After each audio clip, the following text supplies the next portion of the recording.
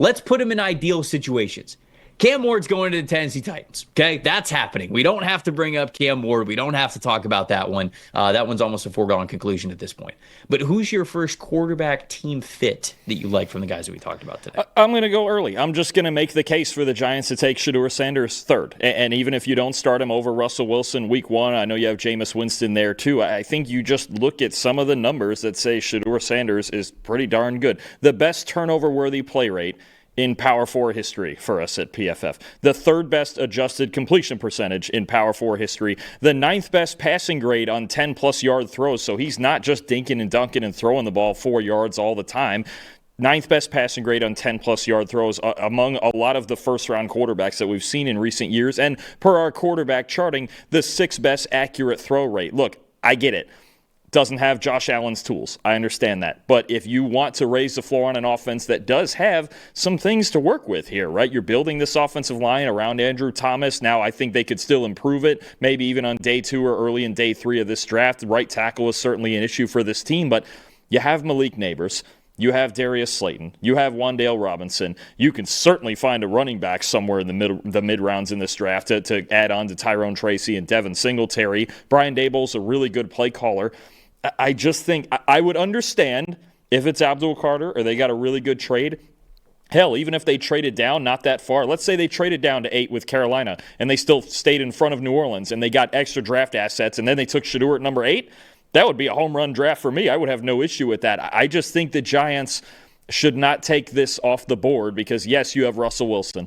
Yes, you have Jameis Winston.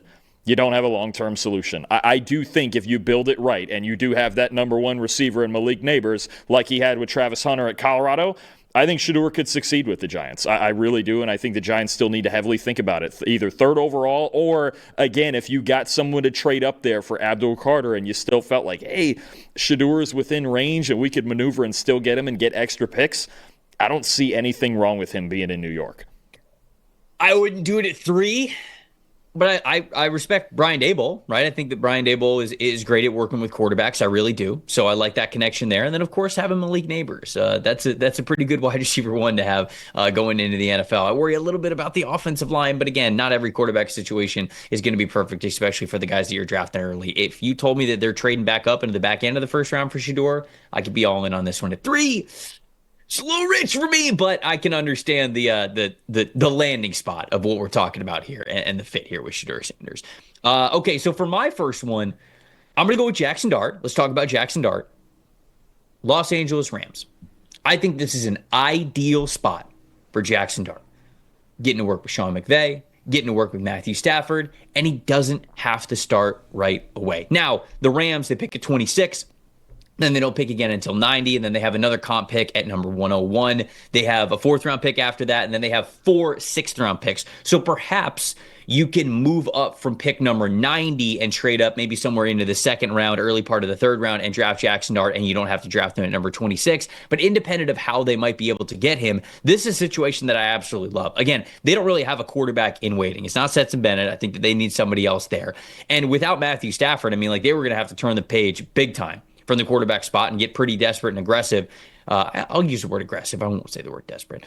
For a quarterback if they would have traded Matthew Stafford somewhere when he was sort of exploring a trade. So now you bought yourself a little bit of time. I think you've bought at least another 2 years with Matt Stafford, who is playing at an extremely high level. And we've talked about this before on this podcast. If that game in Philadelphia is not snowing, there's a chance that the Rams make the Super Bowl. There really is. I think this is a great spot for him. It would allow Jaxson Dart to sit for likely 2 years, get to learn McVay's offense, get to learn behind Matthew Stafford, and really expand how he sees the game. Because I think if there's a critique of Jaxson Dart, like we talked about here on this show, it's the fact that everything has been very streamlined, or it's a lot more simplified in Lane Kiffin's offense to be able to tack deep, to be able to put a ton of points on the board. And it's not a lot of patience. It's not a lot of underneath stuff. And you can get that in the Rams offense, and he can learn that behind Matthew Stafford and with Sean McVay. So the Rams and Jaxson Dart are an ideal spot for me. What do you think? I think so.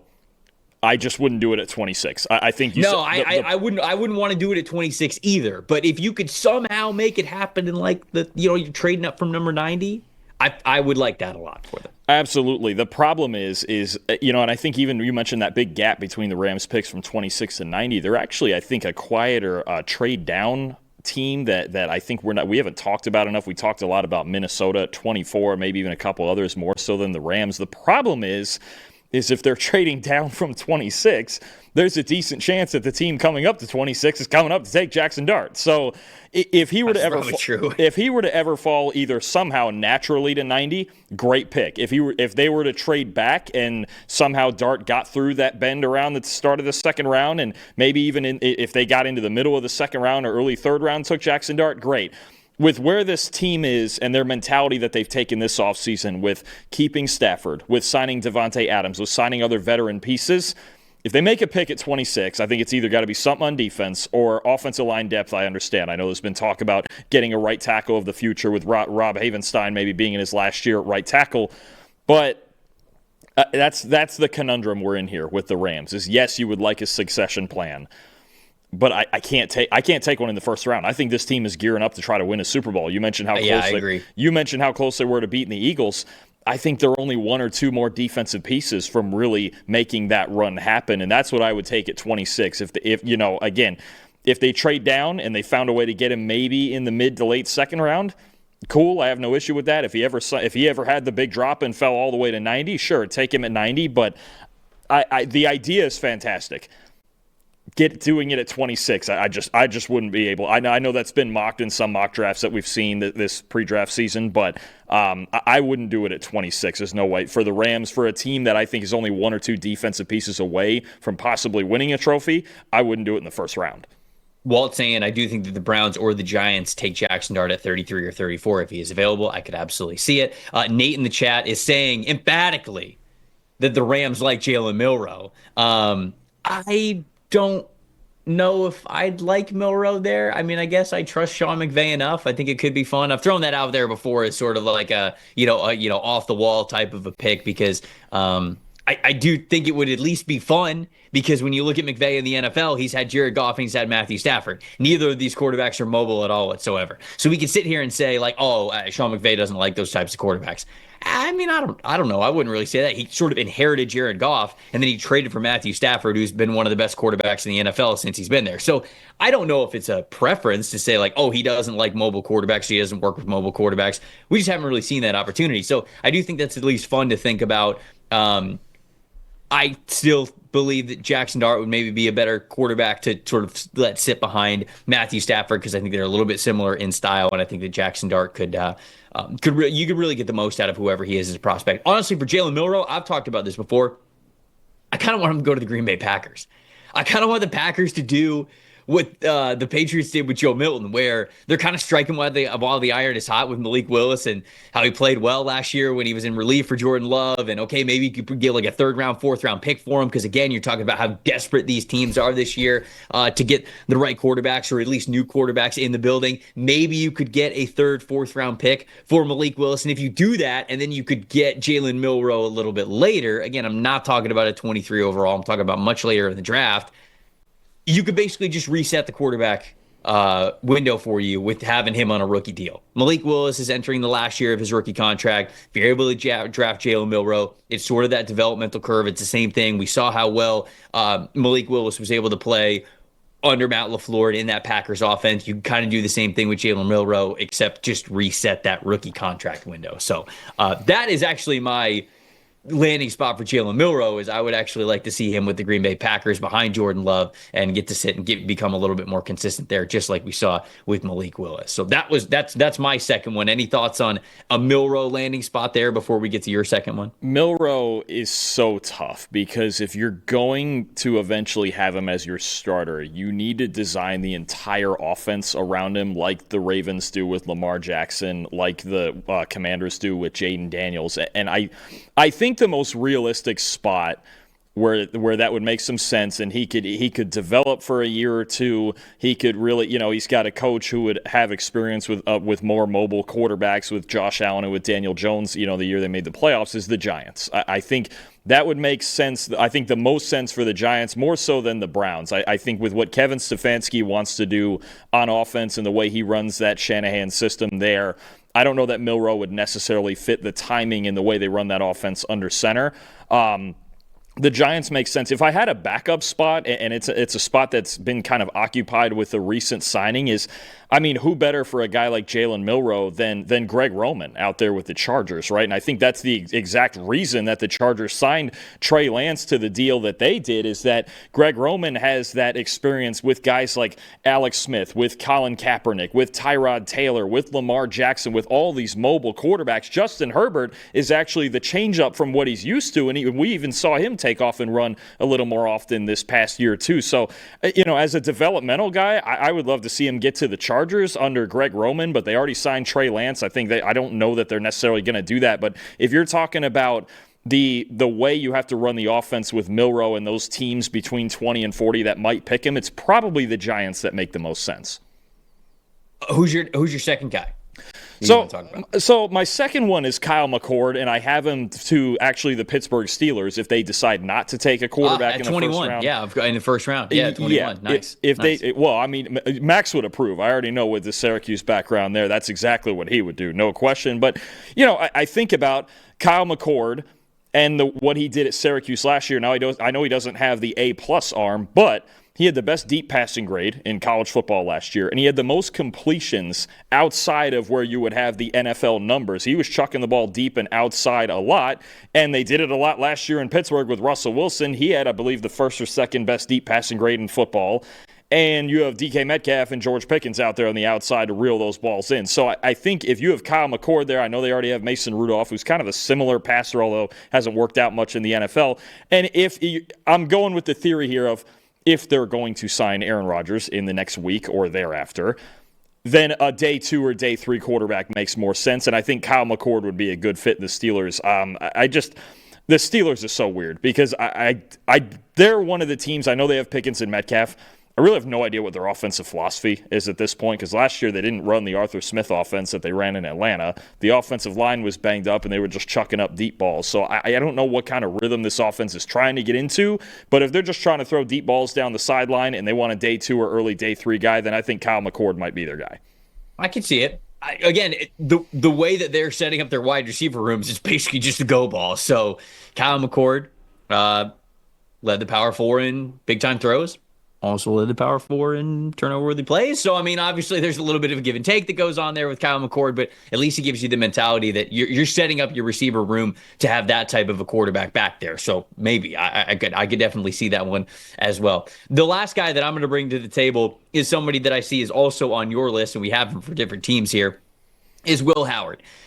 I have Will Howard as a good fit with the Indianapolis Colts. And the reason why I like it is because apparently Anthony Richardson is already sort of on thin ice, right? He's going into next year with a quarterback competition with Daniel Jones, Daniel Jones is on a 1-year, $14 million contract with the Indianapolis Colts. Daniel Jones has obviously had the opportunity to be a starting quarterback in this league before with the New York Giants and failed doing that. And, he goes over to the Minnesota Vikings, and he wasn't really ever going to be the starter there behind Sam Darnold, but there's not really a lot in Daniel Jones' history as an NFL quarterback that tells you he could absolutely win this quarterback job and run away with it.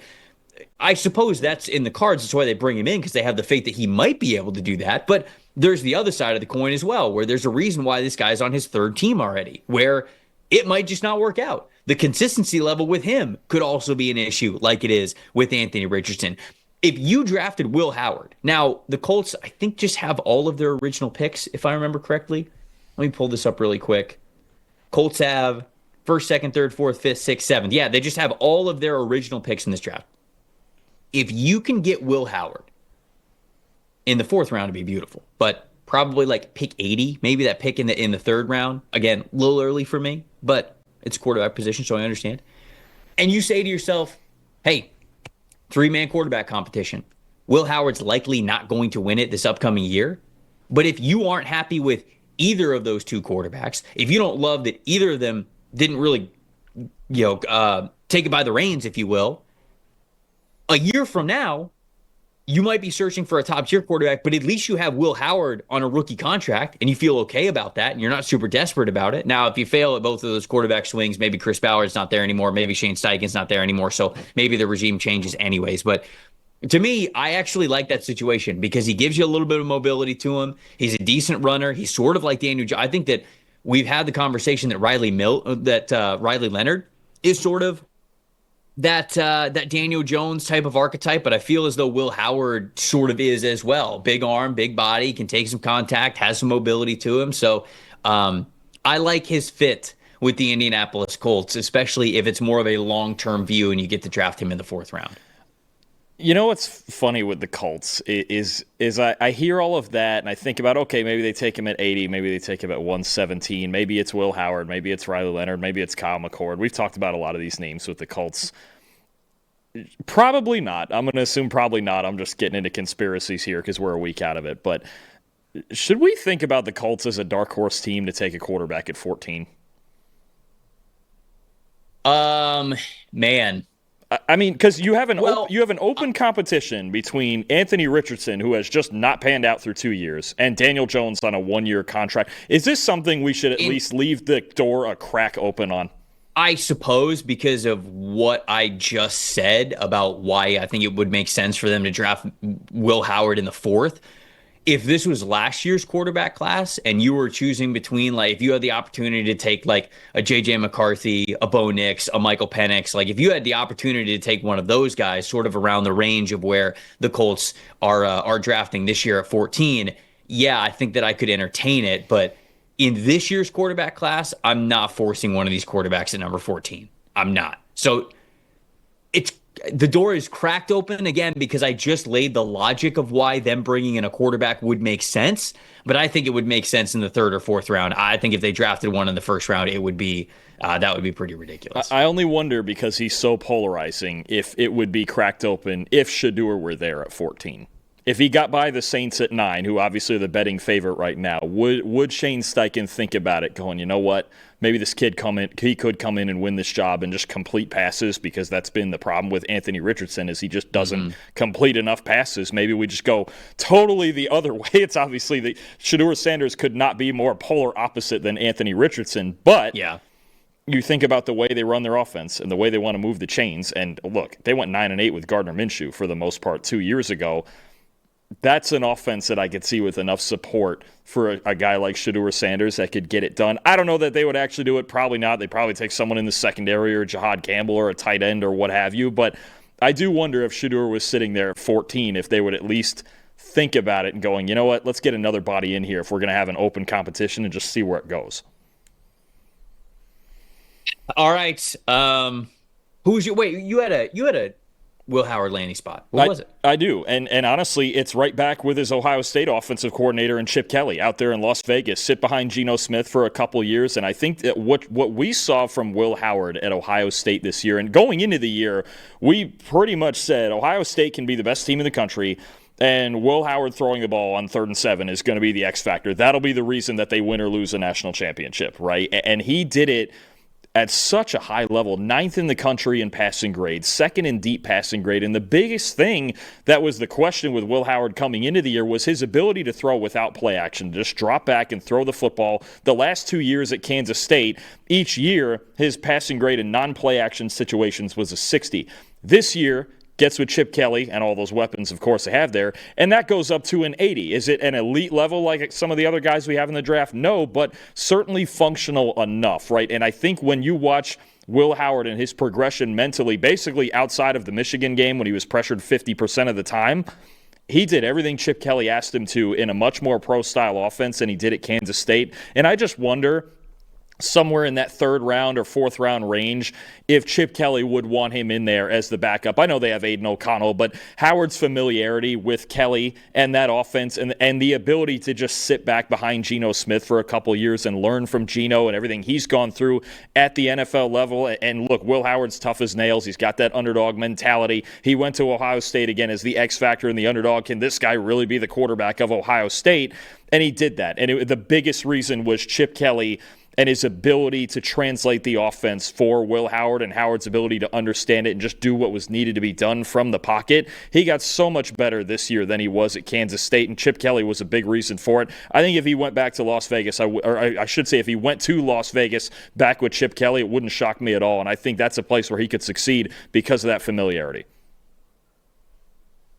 Okay, I mean, you're talking about a guy, again, comes from, and we forget it, Kansas State, his heart, his athleticism, the rushing ability, so good. Won a Big 12 title there. I think, again, he just took that underdog mentality with him to K-State. He can bring that to Vegas, and you just have, Will Howard, the intangibles are off the charts. I will give him that too. The arm talent, it's not A-plus arm talent. No question. He's a dual threat guy. You want him involved in the running game a little bit, the design run game a little bit. But again, what he did mentally from the pocket and the way he ran this offense, and it is a luxury to have Jeremiah Smith, to have Emeka Egbuka, to have Carnell Tate, to have Quinshon Judkins. I mean, to have all those threats that he had. But there was adversity. They lost a couple of games. Their offensive line was torn apart as the season went on, and Josh Simmons got hurt. And he just keeps battling. I think Chip Kelly was a huge reason for it. Obviously, the supporting cast was a huge reason for it. The defense taking the pressure off of him. But no, Howard's a guy that I think, again, you know me, I'm all about connections and conspiracies. I say it with Hafley and Ezaraku in the first round and all sorts of other things. But I think it's somebody, if the Raiders are looking for a backup that fits in with Kelly more so than Aiden O'Connell, and it depends what their opinion of O'Connell is still in the front office and with Pete Carroll and Chip Kelly. But Howard could be a target for them. I agree. I think that spot makes a lot of sense for them as well. I'm with Walt in the chat. Like, he's my QB4. I think there are a lot of potential landing spots, especially if you tell me that you can get him somewhere like third, fourth round. Like, I'm cool with that. Draft him, developmental dude. I'm not worried about the arm talent. He's got the adequate NFL size. He's got the durability. He's got some rushing ability too. And obviously that college football playoff run was a lot of fun for him.